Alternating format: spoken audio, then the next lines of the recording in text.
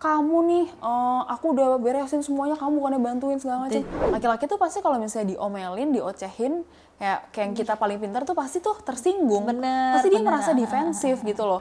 Cewek nggak kerja pun kalau misalnya dia passionate dengan mengurus rumah tangga, dia bisa mendidik anaknya dengan baik. Menurut aku itu juga bagus banget, karena buat aku pokoknya pernikahan itu jangan sampai tujuan kamu itu untuk bahagia. Sebelum menikah, yang utama itu adalah keluarga, papa, mama, adik, kakak. Tapi setelah menikah, yang utama itu adalah ya istri dan anak-anak kamu gitu, buat aku ya.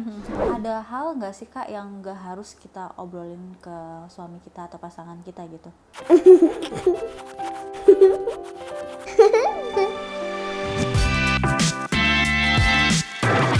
Parenting Story. Tapi Kak, gimana sih sebenarnya abis kita marah, berantem kayak Kak Jocelyn tadi kayak tut gitu kan, kayak meledak-ledak. Kayak aku tipenya yang diam dulu. Gimana Kak caranya untuk kita bisa ngobrol lagi, tenang lagi setelah berantem?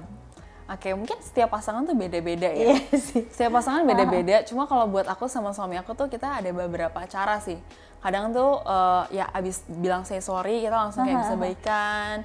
Atau kadang-kadang kalau misalnya ini dia bisa bercanda, misalnya itu juga bisa. Atau yang paling lucu tuh adalah ketika kita kayak udah lagi marahan banget. Terus kayak suami aku tuh kayak bilang kayak, coba kamu sebutin 3 hal yang baik tentang aku gitu misalnya. Terus kayak aku susah banget kan kayak buat ngomong kayak kalau orang lagi berantem mana bisa gitu kan mikir yang baik-baik gitu kan.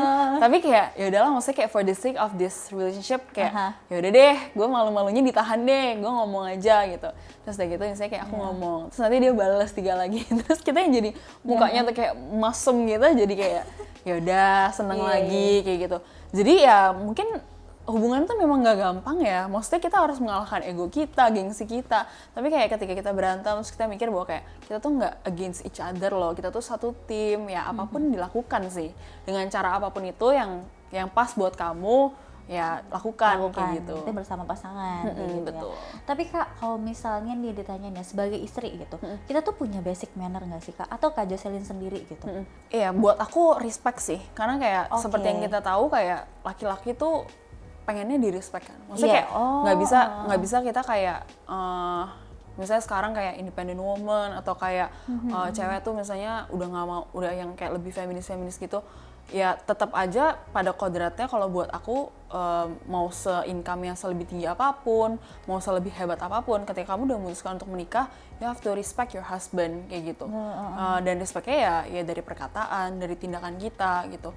Bisa aja kayak misalnya dari perkataan kita respect, tapi dalam hati kita tuh kayak nggak respect, kelihatan gitu loh. Kayak misalnya kita kayak merasa kayak misalnya kita lebih pintar, terus kayak kita jadi kayak mengecilkan suami kita atau gimana gitu. Buat aku itu sih yang penting. Dan maksudnya dari suami aku pun juga bilang bahwa kayak aku tuh paling nggak bisa nggak di respect gitu. Kamu tuh kayak misalnya nggak dengerin aku, terus kayak membuat aku tuh merasa kayak aku kayak salah banget atau gimana kayak gitu tuh, ya dia bilang seperti itu sih. Tapi kayak istri yang harus melayani suami yang kayak gitu termasuk basic manner atau enggak? Buat aku basic manner juga, karena maksudnya bukan istri doang ya yang melayani suami, tapi suami pun juga harus melayani istri gitu. Kayak misalnya pulang kerja, sorry ya Kak, kayak misalnya pulang kerja tuh harus bikinin dia kopi, harus bikinin teh kayak gitu. Buat aku ya itu penting gitu. Mungkin suami juga bisa melayani di lain aspek, cuma kayak buat aku itu penting banget. Kenapa? Karena nggak tahu sih, it's the heart aja ya, it's the heart yang melayani tuh bukan sesuatu yang memalukan buat aku. Benar, setuju. Karena melayani tuh kayak ya udah, this is love gitu loh. Ketika kita kayak ya ketemu suami kita pengen kayak kita pengen dong dia sehat, dia happy gitu kan. Masa kita nggak kepengen dia happy gitu. Ketika dia happy kan kita juga happy, kita sebagai pasangan juga happy gitu loh. Jadi apapun yang aku bisa lakukan, kayak misalnya kayak bersih-bersih rumah supaya dia tuh nyaman kerjanya pas pulang kerja nyaman. Terus kayak bikinin makanan.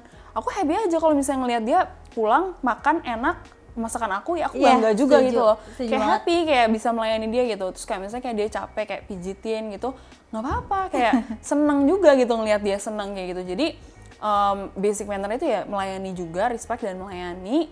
Dan it's not something to be ashamed of, karena ya kita saling melayani. Kayak misalnya contoh ya, suami aku misalnya, kalau misalnya kerja, aku nggak pernah minta tolong dia apa-apa kayak bersihin rumah segala macam. Tapi kalau misalnya dia lagi nggak kerja, dia lagi sempet, dia tuh pasti kayak, apa yang bisa aku bantu? Aku cuci piring deh. Kayak kamu udah cuci piring nih seminggu ini, aku cuci piring. Terus kayak aku sikat kamar mandi deh. Kita kan tinggal di apartemen yang nggak ada pembantu, jadi ya udah kita lakuin semuanya sendiri. Ya dia kadang-kadang bantuin juga segala macam. Dan kayak aku nggak ada yang pernah kayak, kamu nih, aku udah beresin semuanya, kamu bukannya bantuin segala macam. Tapi kita saling tahu aja, oh pasangan kita udah capek, kita dia sekarang, kayak gitu. Jadi pernikahan tuh jadi bakal indah kan kalau kayak gitu ya, kita saling melayani kayak gitu. Aku setuju sih, di gitu awal sih. pernikahan aku nerapin itu sih Kak. Kita tuh saling komunikasiin gitu. Misal aku udah selesai masak nih, nah suamiku kayak, aku yang cuci piring gimana? Oke, gitu kayak lebih enak sih, happy gitu. Dan menurut aku pernikahan itu kalau misalnya dikomunikasiin, itu happy sih. Betul. Sebelum pernikahan tuh sebenarnya aku banyak banget mendengarkan kayak mungkin Kak Jocelyn tadi udah bilang ya, kalau misal kita nggak ada komunikasi tuh bisa jadi endingnya bercerai lah, berpisah lah gitu kan. Bener, aku tuh dari awal udah nerapin juga kayak apapun tuh dikomunikasiin. Ternyata tuh pernikahan tuh nggak seburuk itu gitu. Betul. Nah ini kita bener ya di awal, tapi menurut aku the prinsipnya yang paling utama itu adalah komunikasi sih. Betul. Dan itu semoga gitu pernikahan ini selanjutnya bakalan kayak Betul gitu banget. ya Kak ya. Betul banget. Oke. Gimana nih Kak kalau misalnya pasangan baik itu istri ataupun suami itu selalu berusaha untuk memenuhi ekspektasi dari pasangannya. Jadinya dia tuh bisa jadi dampak negatif itu kehilangan jati dirinya gitu. Itu gimana menurut Kak Jocelyn sendiri? Buat aku ya itu bahaya juga sih kalau Bahaya misalnya ya? kayak gitu. Memang balance-nya itu antara kita tuh ke pasangan sama kita tetap jadi diri kita sendiri tuh memang agak harus diusahakan juga kayak gitu. Jadi sebagai pasangan pun kita juga nggak bisa kayak lu ikutin mau gue terus gitu. Terus dia juga bilang kayak lu ikutin mau gue terus gitu. Kita harus lihat juga personality pasangan kita tuh seperti apa. Kita kasih dia kebebasan juga. Saya kayak contoh kayak misalnya aku udah sesimpel gini aja deh. Kayak pasangan aku tuh suami aku tuh kalau misalnya makanan, pergi-pergi segala macam itu tuh semuanya tuh ngikut aku gitu. Maksudnya terserah kamu. Aku tuh cuma pengen bahagiain kamu gini. Jadi kalau aku pribadi, kalau misalnya dia lagi pengen sesuatu atau apa, aku tanya kayak, kamu tuh lagi pengen apa gitu, kamu suka apa, terus kayak kamu lagi pengen kemana, atau kayak kalau dia lagi pengen makan sesuatu, aku ya udah ayo kita makan yang kamu suka gitu. Jadi nggak melulu tentang kita, jadi kita pikirin juga pasangan kita. Jangan selalu kayak kita minta ekspektasi gini tapi kita nggak mikirin pasangan kitanya kayak gitu. Mungkin itu dari sisi pasangannya ya. Terus dari sisi diri sendirinya juga, ya jangan sampai kita tuh dikit-dikit pasangan, tapi kita tuh nggak punya sesuatu yang kayak kita sukai, kita tekuni kayak gitu, yang kita mimpikan kayak gitu. Itu juga harus ada gitu. Karena sebenarnya ya, ketika kita tuh terus-terusan kayak misalnya ke pasangan kita, atau kayak kita mau senengin pasangan kita terus ujung-ujungnya kita bakal merasa bahwa kok gue udah ngelakuin banyak ini, lu nggak kayak gini sih ke gue, ujung-ujungnya jadi kayak gitu. Dan itu bakal menjadi beban untuk pasangan juga gitu loh. Kayak gue udah turutin nih semua mau lu, gue udah gini ini semua mau lu, tapi lu kenapa kayak gitu? Nanti ujungnya jadi kesana. Karena yang namanya manusia kan pasti kita punya self wants juga, kita punya aspirasi pribadi juga. Jadi itu juga ya kita harus tetap pelihara gitu loh. Kita harus tetap kembangkan kita talenta kita dan lain sebagainya. Walaupun ada waktunya, memang kita mengutamakan pasangan, tapi jangan lupa juga bahwa kita juga bertanggung jawab atas diri kita sendiri, kayak gitu. Betul. Tapi Kak, gimana cara mengkomunikasikannya ketika kita sadar nih ya, pasangan kita tuh kayak dia tuh selalu memberikan ekspektasinya. Jadi kan kita kayak, kamu jangan kayak gitu. Gimana cara ngobrolnya biar dia tuh nggak tersinggung, nggak sedih gitu. Padahal aku udah effort banget loh ke kamu gitu. Maksudnya sedangkan kita tuh jangan kayak gitu. Tapi gimana cara mengkomunikasikannya Kak? Oke. Ini mungkin art of communication ya, untuk mengutarakan kayak ekspektasi kamu terhadap pasangan kamu gitu ya. Sebenarnya kayak jangan membuat itu kayak dipaksa gitu sih. Dan kita juga harus tahu nih pasangan kita tuh gimana orangnya. Kalau pasangan aku, suami aku itu dia tuh orangnya MBTI-nya tuh ENTJ. Orang yang kalau dipaksa malah nggak mau gitu. Tapi kita pernah ngobrol juga, dia tuh orangnya tuh lebih suka ditanya. Jadi kita menggiring dia untuk ke suatu jawaban atau sesuatu yang kita ekspektasi, tapi biarin dia mikir sendiri gitu. Jadi contohnya kayak, menurut kamu kalau misalnya kayak gini, dia ngerasa kayak gimana? Kalau kamu ngomong gitu ke dia ngerasa kayak gimana ya? Apakah dia akan kayak sedih atau apa? Terus nanti mungkin dia bakal jawab kayak, oh iya juga ya. Jadi kita bukan yang kayak, kamu harusnya tadi nggak boleh kayak gitu dong sama dia, kayak gitu. Iya. Tapi kamu harus gini gitu, misalnya contoh. Misalnya dia lagi ngomong sama mamanya. Misalnya terus kayak aku bilang misalnya kayak, kamu jangan kayak gitu dong sama mama kamu, kan gini. Mungkin dia bakal tersinggung, tapi kalau kayak, iya mama kamu lagi ngerasa kayak gini, kayak enaknya kita ngobrolnya gini, menurut kamu gimana, kayak gitu. Lebih dibalikin lagi ke dianya, kayak gitu. Jadi bukan kita yang nyuruh-nyuruh, tapi dia mikir, kayak gitu. Nah mungkin buat tiap orang tuh berbeda-beda, tapi it's the art of communication aja, dimana kamu mengenali pasangan kamu, dimana dia bisa mendapat feedback yang bagus dan dia nggak defensif gitu. Tapi kalau misalnya kita ngomong, memang kita nggak bisa, artinya tuh nggak bisa membuat orang tuh defensif, kita nggak bisa offense kayak gitu, dan membuat orang ngerasa, kok lu jadi nyalahin gua gitu loh. Jadi ya harus pelan-pelan, harus dengan bahasa yang bagus kayak gitu sih. Tapi gimana kalau misalnya ketika kita ngerasa tuh suami kita berubah gitu Kak? Misal kayak di awal pernikahan tuh Kak, dulu pas pacaran dia nggak kayak gini ya, sekarang kok dia malah kayak gini sih. Aku sempat di momen itu sih, tapi kayak aku pendem aja gitu, nggak aku sampaikan. Nah gimana cara nyampeinnya Kak? Kalau buat aku, menyampaikan sesuatu tuh justru malah harus di stop ya. Sebelum lanjut, aku mau kenalin UV Dish Dryer dengan double sterilization pertama di Indonesia. Gak hanya desain yang modern, tapi juga fungsional dan praktis untuk seluruh keluarga. Aman untuk botol bayi hingga peralatan makan sehari-hari, bisa kering dan steril sempurna. Untuk dapetin produknya, bisa cek link di bawah. North Scandinavian Soul Indonesian Home. Tapi gimana kalau misalnya ketika kita ngerasa tuh suami kita berubah gitu Kak? Misal kayak di awal pernikahan tuh Kak, dulu pas pacaran dia nggak kayak gini ya, sekarang kok dia malah kayak gini sih. Aku sempat di momen itu sih, tapi kayak aku pendem aja gitu, nggak aku sampaikan. Nah gimana cara nyampeinnya Kak? Kalau buat aku, menyampaikan sesuatu tuh justru malah harus di stop ya. Maksudnya aku tuh orangnya terlalu terbuka. Maksudnya sampai mungkin suatu hari dia bisa sakit kalau misalnya aku nggak filter gitu ya. Jadi aku tuh orangnya lumayan terbuka. Kalau misalnya aku nggak suka apa, kayak aku pasti ngomong kayak gitu.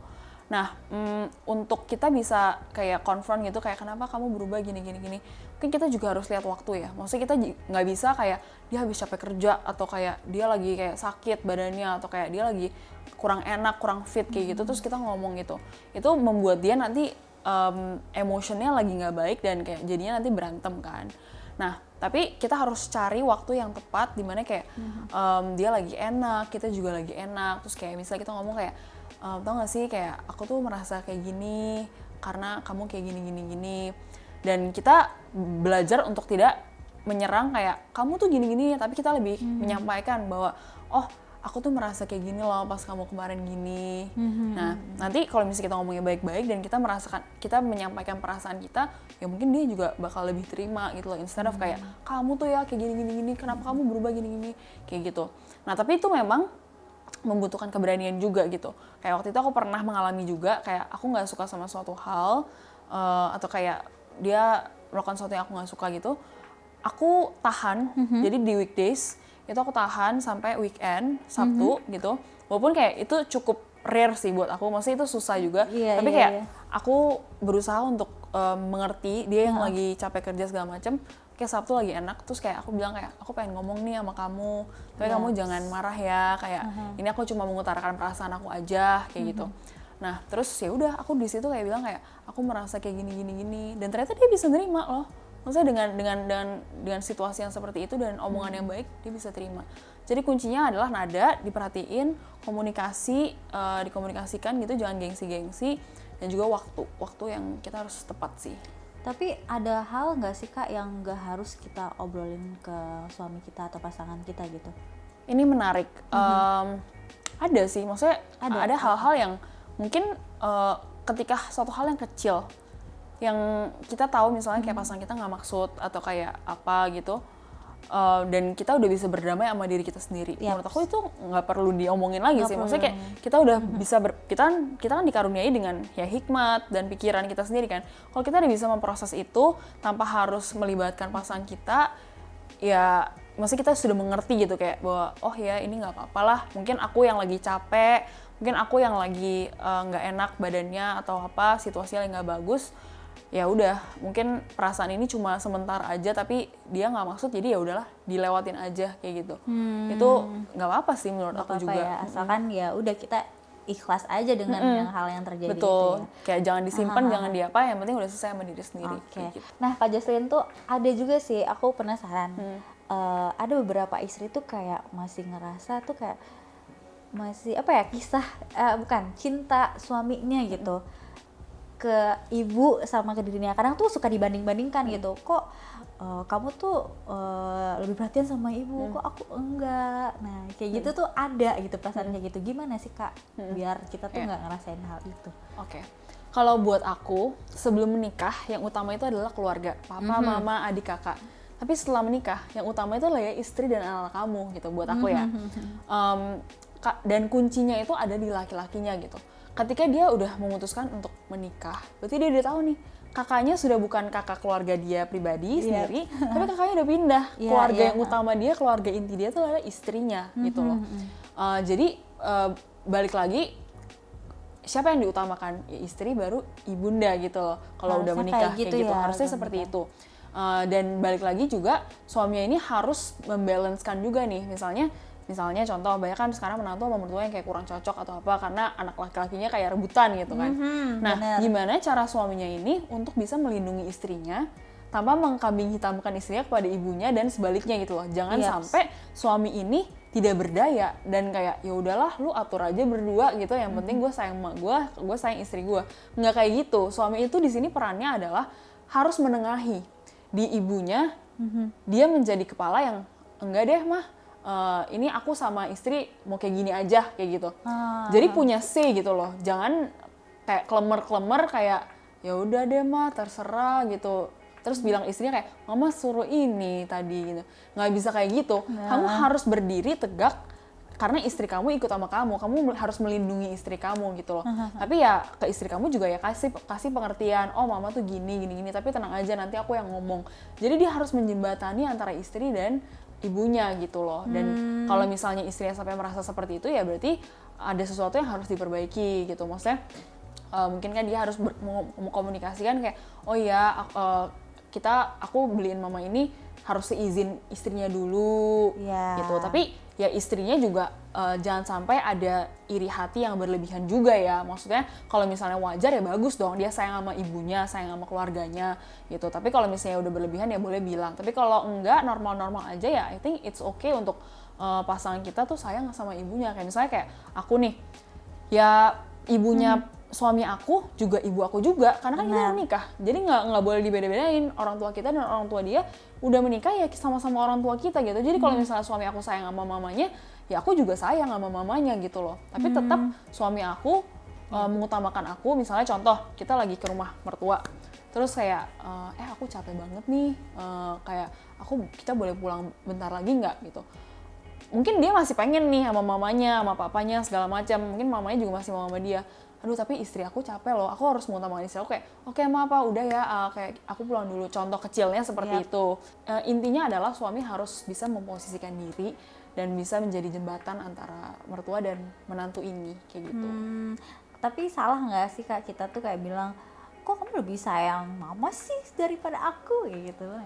Menurut aku perasaan tuh kayak sebenarnya nggak bisa disalahkan ya sebenarnya. Maksudnya kayak ketika kita merasakan itu, ya berarti adanya seperti itu gitu. Mungkin ya harus dicek fakta juga nih kayak apa buktinya. Misalnya contoh kayak, oh kamu kok lebih spend waktunya lebih banyak sama mama daripada istri. Atau kayak, kok kamu beliin mama tas tapi nggak pernah beliin aku tas. Ya mungkin itu valid ya. Cuma kalau misalnya kadang kan kayak perasa-rasa doang tapi nggak ada bukti kan juga nggak bisa kan. Tapi kalau misalnya ada buktinya seperti itu, ya tinggal dikomunikasiin aja kayak, kok kamu lebih banyak sih spend time sama mama kamu daripada istri sendiri. Boleh nggak kalau misalnya kamu spend time sama aku 70, sama mama 30 aja atau gimana gitu, ya itu tinggal dikomunikasikan aja sih kayak gitu kalau misalnya based on facts gitu ya. Nah kan banyak juga tuh ya mertua kayak konflik antara menantu dan mertua. Nah dari Kak Jocelyn sendiri ada nggak sih tips untuk mengatasi konflik menantu dan mertua ini? Oke, first of all sebenarnya ketika kamu menikahi pasangan kamu tuh juga menikahi keluarga mereka. Karena nggak bisa dipisahkan kayak kamu akan menjadi keluarga gitu loh. Jadi maksudnya dari awal pun kamu juga udah harus menerima dan kayak maksudnya berkenalan dulu sama orang tuanya tuh seperti apa dinamikanya kayak gitu. Jadi pada saat kamu menikah kamu juga udah bisa menerima, oh orang tuanya memang misalnya klingi sama anak, atau orang tuanya enggak kok, orang tuanya biasa aja nih, baik gitu. Dan itu jadi kamu udah bisa dapat bayangan nih karena kamu seumur hidup sama mereka dan kamu juga harus mengurus mereka kayak gitu. Nah, jadi untuk mengatasi dinamika, puji Tuhannya aku sama mertua aku itu dan suami aku sama sama papaku itu tidak ada banyak yang campur tangan gitu. Jadi enaknya adalah dinamikanya jadi kayak ya udah aku bisa punya keluarga aku sendiri, aku bisa build culture-nya sendiri tanpa campur tangan dari kedua belah pihak gitu. Dan tapi kan nggak semua orang bisa seperti itu ya, maksudnya ada yang misalnya mertuanya campur segala macam, balik lagi yang tadi jembatan antara mertua dan menantu harus di laki-lakinya gitu kan.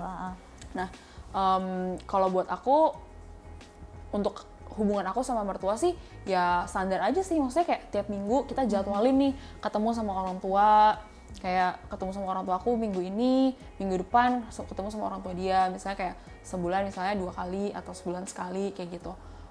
Menjaga hubungan baik, kalau misalnya kita ke rumah orang tua juga kita bawain makanan, terus kita kalau misalnya lagi ada bisa bantu apa ya kita bantu kayak gitu. Nah Kak Jocelyn sendiri kan nikah di umur 24 tahun, ada nggak sih ekspektasi menikah di umur 24 tahun ini? Sebenarnya ekspektasi menikah aku satu sih, maksudnya bisa menjadi keluarga yang nggak berantem-beranteman, yang bisa terus romantis sampai tua gitu, dan kayak bukan yang kayak mengejar tapi bahagia doang, tapi juga kita mengerjakan sesuatu bersama untuk impact yang lebih besar kayak gitu. Bisa kerja bareng untuk impact yang lebih besar, itu sih ekspektasi aku kayak gitu. Tapi ada challenging gak Kak? Tadi kan Kakak sempat mention ya kalau misalnya Kakak pengen berubah, Kakak bukan dari keluarga yang harmonis tadi ya. Nah ada nggak challenging gitu untuk menciptakan pernikahan yang healthy ini bagi Kak Jocelyn sendiri? Iya, ada sih. Challenges-nya adalah kita kan pasti punya bawaan lahir masing-masing kan. Maksudnya kayak challenge kita misalnya kayak anger atau kayak self control atau apa, kayak kita nggak bisa mengendalikan emosi misalnya. Itu ya lumayan challenge juga buat aku adalah ketika kayak kita menghadapi suatu konflik, gimana caranya sih supaya aku tuh bisa control my emotions, supaya aku tuh tidak mengatakan sesuatu yang menyakitkan buat dia hanya demi kepentingan aku mau menang kayak gitu. Itu sih challenge terbesar aku sih, anger itu sih. Nah Kak Jocelyn sendiri pernah ada masalah di anger management gitu kan? Itu lumayan challenge sih buat aku juga kalau anger management itu. Karena ya seperti yang aku tadi bilang ya, kita berdua tuh sama-sama kalau misalnya marah tuh kadang nggak bisa kekontrol gitu. Dan kita tahu itu nggak baik, jadi ya semakin kesini semakin berusaha untuk kayak kontrol, kayak ketika kita lagi marah, oh kita tahu nih, kita kalau dilanjutin ngomongnya, kita bakal meledak nih dua-duanya nih, bakal berantemnya tuh nggak karuan nih. Ya udah nih, kalau misalnya udah naik segini, jangan sampai segini, kita diem dulu, kita pisah dulu, kita tenangin diri dulu. Jangan sampai kita udah tahu kita punya anger management issues ini, terus kita gas gitu loh sampai akhir kayak gitu. Jadi itu yang kita pintar-pintar untuk manage-nya sih. Tapi kalau untuk batasannya, itu ada batasan atau patokannya nih, ternyata ini kita nggak boleh kelewat dari ini gitu. Mungkin kalau dari kita tuh nada ya. Nada tuh kalau misalnya udah mulai nada 1, nada 2, nada 3, makin tinggi. Jangan sampai makin tinggi lagi, kayak udah tinggi nih, udah nih, kita udah tahu nih bahwa ini menujunya kemana. Based on experience, kalau dilanjutin bakal lebih tinggi lagi, bakal jadi teriak nih berdua gitu kan. Nah jadi kalau misalnya udah tahu ada nada tinggi, ya kita berusaha untuk kayak meredam itu. Apa sih yang harus kita lakukan kalau misalnya nih kita menikah dengan orang yang salah gitu? Pertama yang harus yang harus dipikirkan adalah ketika aku menikahi orang yang salah konsekuensinya apa. Dan ketika kita udah terlanjur untuk menikahi orang yang salah, itu kan pilihan sebuah pilihan bebas kan. Kita bisa menikahi dia, kita bisa nggak menikahi dia. Ketika sebagai orang dewasa kita udah memutuskan, oke, gue mau menikahi dia, padahal gue udah tahu ABC-nya, ya it's your consequence gitu.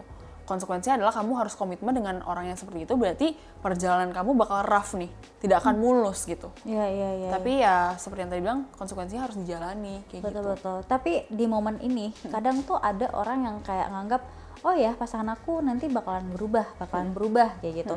Atau enggak, dia akan ngelakuin apa hal yang bikin si pasangannya ini berubah gitu Kak. Tapi pasti manusia itu katanya punya kayak batas waktu gitu. Contohnya memilih bercerai. Nah, hal ini tuh bisa jadi solusi nggak sih bagi menurut Kak Jocelyn? Buat aku sih, maksudnya jauh-jauh lah ya. Maksudnya kayak jangan sampai maksudnya kita bercerai gitu. Kalau aku nggak bisa ngomong sih, maksudnya karena aku juga belum pernah menghadapi yang di posisi seperti itu. Cuma aku sendiri, maksudnya berkomitmen apapun yang terjadi, cerai itu bukan pilihan aku gitu. Oke. Tapi ya aku nggak tahu ya, maksudnya orang di luar sana misalnya yang kayak KDRT atau segala macam, aku nggak bisa ngomong buat mereka lah, karena aku nggak pernah di posisi mereka gitu. Tapi kalau buat aku, mengusahakan mungkin seburuk apapun pasangan aku yang udah aku pilih gitu, yang udah aku janji di mata Tuhan gitu, kayak kalau bisa jangan sampai bercerai sih, apapun yang terjadi gitu ya. Kayak kalau buat aku kayak gitu. Kamu tuh ya, paninti aja terus. Emang kenapa sih? Itu program khusus belanja ibu dan anak, produk terkurasi, hemat ratusan ribu, gratis ongkir tanpa syarat, berhasil banget deh pokoknya. Kenapa? Kenapa diam? Ini orang lagi download Paninti app. Download Paninti app sekarang. Sekarang itu katanya tuh istri tuh harus kerja gitu, harus punya penghasilan. Nah, menurut Kak Jocelyn tuh penting gak sih seorang istri itu memiliki penghasilan sendiri? Buat aku balik lagi ke komunikasi gitu. Komunikasikan antara prianya dan wanitanya, tanya gitu, kamu prefernya istri yang bekerja atau nggak bekerja, dan suaminya juga tanya, kamu prefer bekerja atau nggak bekerja kayak gitu. Jadi aku ada tahu di luar sana orang yang maunya istrinya bekerja. Dia maksudnya dia punya preference bahwa istrinya tuh harus kerja juga bareng-bareng. Jadi kerja sama-sama, kantoran ya ini. Iya, ya, kerja kantoran atau kerja apapun itulah, harus menghasilkan uang juga dua-duanya gitu. Tapi ada juga suami yang aku maunya istri yang di rumah fokus untuk mengajarkan anak, untuk apa kayak gitu. Dan juga ada juga suami yang kalau kerja boleh, nggak kerja juga boleh, terserah istrinya. Kamu lebih nyaman kayak gimana? Apakah kamu lebih nyaman di rumah mengurus keluarga, passion kamu mengurus keluarga nggak apa-apa, atau kamu passionnya kamu berkarya segala macam. Jadi buat aku nggak ada yang salah sama itu, nggak ada yang lebih rendah cewek kerja atau nggak kerja. Cewek nggak kerja pun kalau misalnya dia passionate dengan mengurus rumah tangga, dia bisa mendidik anaknya dengan baik, menurut aku itu juga bagus banget, karena itu kayak superhero yang tidak ada nama kan, superhero tanpa nama katanya kan. Betul. Kalau ibu udah membesarkan anak, anaknya jadi sukses dan lain sebagainya, itu ya suatu pekerjaan juga yang sangat-sangat mulia gitu loh. Tapi kalau misalnya dia perempuannya memutuskan untuk aku mau kerja karena aku mau bertanggung jawab atas talenta yang udah Tuhan kasih, aku mau berkarya dan lain sebagainya, ya aku juga mau membalancekan dengan mengurus rumah tangga segala macam, ya itu juga nggak apa-apa gitu loh. Sebenarnya buat aku balik lagi kayak tergantung wanitanya dan dikomunikasikan. Tapi kalau misalnya cowoknya bilang, aku pokoknya nggak mau kamu nggak kerja. Nah, sebelum menikah kamu juga udah harus tahu gitu bahwa suami ini nih nggak mau nih kamu kerja, kamu bisa terima nggak? Kalau nggak bisa terima jangan, karena itu kan suatu must have kan. Suatu value yang kayak itu kamu akan live for the rest of your life gitu. Jadi kamu harus benar-benar komunikasikan dulu sebelum menikah, maunya tuh seperti apa. Gitu. Tapi buat aku tiga gitu itu nggak ada masalah. Nggak ada masalah ya. Bekerja pun nggak bekerja pun tuh nggak apa-apa gitu. Jadi seorang istri itu nggak apa-apa kalau nggak kerja juga gitu. Iya, nggak apa-apa. Tergantung value dan preference masing-masing orang. Oke. Balik lagi sih kita obrolannya tuh tentang kayak komunikasi tadi ya, kayak gimana sih Kak gitu. Ini kita tahu suami kita tuh salah gitu. Gimana cara kita tuh buat negor? Kadang kan ada yang nggak berani gitu kan, kayak wanita-wanita tuh kayak, aduh biarin aja deh gitu. Maksudnya gimana caranya ketika kita tuh negor suami yang salah gitu? Seperti aku bilang tadi, suami itu penting untuk di respect gitu. Jadi kalau misalnya cewek-cewek nih yang suka cici berasa kayak lebih pinter atau kayak berasa kayak lebih tahu atau apa gitu, laki-laki tuh pasti kalau misalnya diomelin, diocehin, kayak yang kita paling pintar tuh pasti tuh tersinggung. Bener, Pasti dia bener. merasa defensif gitu loh. Karena ya itu tadi kayak kita harus ngomong dengan respect, kita harus kayak menganggap dia tuh ya kepala keluarga di sini gitu loh. Nah jadi ya penting tadi kayak yang aku udah bilang, cari waktu yang tepat, yang dia lagi nggak emosi, dia lagi nggak capek segala macam, pilih kata-kata yang tidak menyinggung, yang maksudnya gimana lah sedemikian rupa yang diplomatis supaya dia tuh tidak merasa tersinggung gitu loh. Nah, Kak Jocelyn, sebenarnya tuh gimana sih cara kita tuh bisa membangun rasa aman atau kayak safety dalam sebuah pernikahan gitu? Menurut aku rasa aman tuh sangat-sangat penting buat wanita. Jadi untuk pria dapat membuat, ya walaupun buat pria juga penting, cuma especially buat wanita, karena ya memang kodratnya seperti itu ya. Maksudnya pria itu memberikan rasa aman untuk wanita ini. Nah, untuk membuat rasa aman ini kan macam-macam ya. Ada yang kayak dari mungkin ekonomi juga bisa. Terus juga dari misalnya dia nggak genit-genit sama cewek kayak gitu.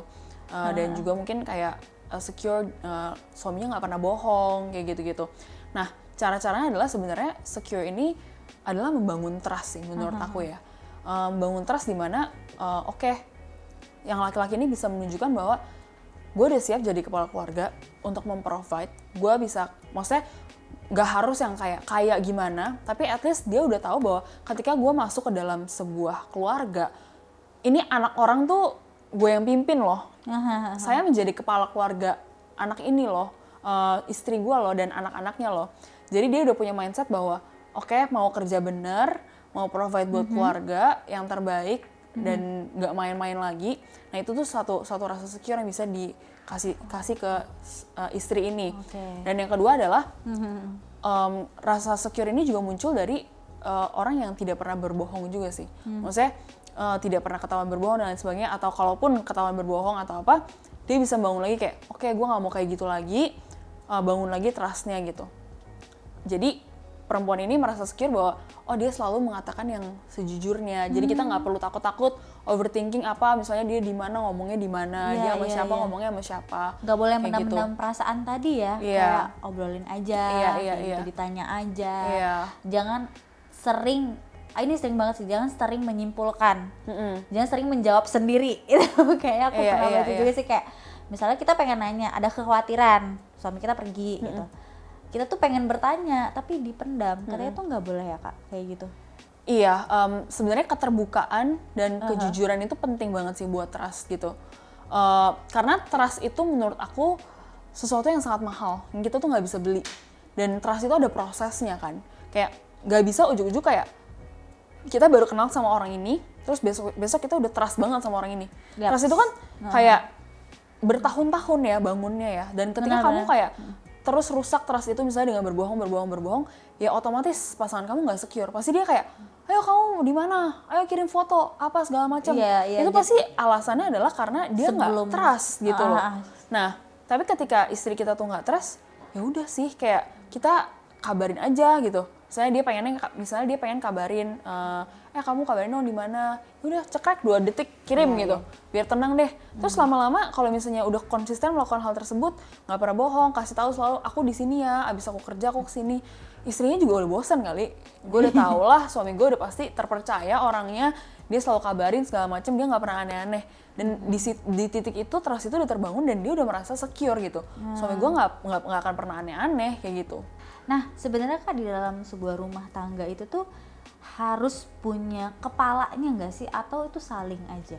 Menurut aku, kayak kapal aja deh. Kapal kan ada nahkodanya ya. Walaupun ada kayak krunya atau ada wakilnya. Tapi yang mengarahkan suatu kapal itu ya nahkodanya gitu kan. Yang lain membantu segala macam. Tapi tetap harus ada pemimpinnya. Di organisasi manapun juga, di mana-mana pelajarannya dan teorinya adalah harus ada yang memimpin gitu. Dan buat aku kepala keluarga itu yang memimpin sih. Berarti tetap harus ada, walaupun memang dalam dalam perjalanannya itu harus saling, tapi tetap harus ada yang betul. Si pemimpin ini ya juga nggak boleh otoriter.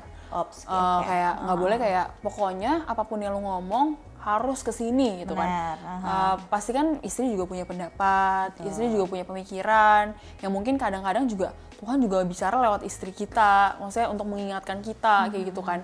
Jadi ya kita ya suami tuh sebagai kepala itu mendengarkan istri, walaupun pada ujungnya keputusannya tuh ada di tangannya pria ini ya, dan istri juga harus menghormati. Tapi ya itu ya ada dinamika di mana ya istri juga ditanya, dihargai pendapatnya segala macam, tapi ya keputusan tetap yang di kepala. That's why pemilihan kepala keluarga atau suami itu sangat-sangat penting sih pasangan hidup itu. Ini ada yang menarik sih Kak, mungkin pertanyaan di luar sana ya. Apakah pemimpin dalam keluarga tuh harus suami? Buat aku iya, karena Oke, kayak kenapa? pemimpin dan breadwinner itu berbeda ya. Maksudnya sekalipun perempuan itu misalnya penghasilannya jauh lebih besar, atau kayak Jennifer Bahdim deh, kayak apa namanya, dia yang cari uang dan lain sebagainya, tetap maksudnya kita nggak bisa kayak semena-mena sama kepala keluarga gitu loh. Maksudnya semena-mena sama laki-laki, karena buat aku itu nggak bisa ditawar bahwa kepala keluarga itu adalah laki-laki kayak gitu. Jadi walaupun dia misalnya mencari uang atau apapun, tetap harus menghargai, bertanya gitu. Misalnya contoh kayak gue yang cari duit, kenapa kalau beli mobil gue harus izin gitu? Misalnya kayak gitu kan. Ada sering banget tuh kayak gitu Kak. Iya, kayak gitu. Maksudnya sebagai kita yang punya uang, tetap aja kita harus izin lah sama suami kayak buat keluarga kita nih kayaknya kita mau beli ini deh, karena kan ini kan satu ship kan, Benar. bukan terpisah gitu loh. Jadi ya kayak gitu sih. Ya nggak apa-apa, seorang istri tuh punya penghasilan yang lebih tinggi, tapi tetap segala izin tuh harus dari suami. Iya, betul. Oke. Kak Jocelyn, mungkin dalam sebuah pernikahan ini tuh kadang kita tuh sering banget nih ngebanding-bandingin kayak pernikahannya kayaknya lebih seru deh, ini lebih seru deh, pernikahannya ini deh gitu. Nah, ada nggak sih tips Kak gitu supaya kita tuh nggak banding-bandingin pernikahan kita dengan pernikahan orang lain? Sebenarnya pertanyaannya simpel sih. Kamu suka nggak dibandingin gitu? Kayak nggak ada kan orang yang suka dibandingin gitu loh, ya kan? Kayak misalnya contoh kayak kemarin misalnya lihat Andrew White sama Nana Mirdad surprise gitu kan romantis banget. Iya. Terus dari gitu juga kayak surprise-nya di hotel, terus ngundang banyak orang segala macam yang mungkin membutuhkan biaya yang banyak banget gitu. Kalau misalnya mau bandingin suami, lihat tuh Andrew White gini segala macam. Ya kamu sama Nana Mirdad gimana? Ya maksudnya kalau kita dibandingin sama Nana Mirdad gimana? Maksudnya pasti nggak enak lah dibandingin kayak gitu kan. Dan juga mindsetnya adalah kayak oke, yang di present di sosial media itu yang terbaik, tapi kita mau nggak maksudnya menerima kekurangan orang itu, sedangkan pasangan kita di sini juga punya kelebihan juga gitu loh. Benar. Dan kelebihannya pasangan kita belum tentu ada di orang lain gitu. Jadi sejujurnya kayak otak aku tuh kayak udah kelok, aku tuh nggak akan pernah mau membandingkan pasangan aku. Kenapa? Karena ada satu hal yang menurut aku pasangan aku ini unik dan tidak bisa digantikan, adalah kayak aku nih orangnya kan hopeless romantic, dan dia tuh juga orangnya tuh kayak bisa ngobrol, terus juga bisa meladeni aku punya ke-outburstan ini, ke-extrovertan ini, dan ke keromantisan dan lain sebagainya lah. Kayak misalnya kayak kalau ulang tahun aku surprisein yang kayak gimana, terus dia juga surprisein gitu. Itu tuh juga tidak tergantikan gitu loh. Maksudnya kayak kalau misalnya aku bandingin sama orang lain, kelebihannya orang lain juga nggak punya kelebihannya dia gitu loh. Jadi ya kita harus fokus kepada kelebihannya pasangan kita yang memang orang lain tuh tidak punya, karena setiap orang tuh unik, jadi nggak ada yang bisa dibandingin. Nah, dalam pernikahan tuh kita perlu ada role model nggak sih Kak?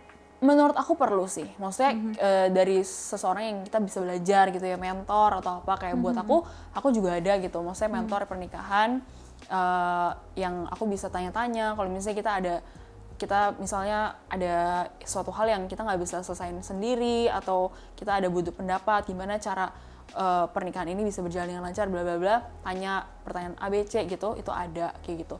Karena buat aku ya namanya kita kayak pernikahan itu kan nggak ada sekolahnya. Betul. Jadi kita juga butuh belajar gitu loh. Kayak kalau misalnya kerja aja kita sekolah, pernikahan yang kita nggak ada trialnya dan lain sebagainya juga kita harus terus belajar sih menurut aku.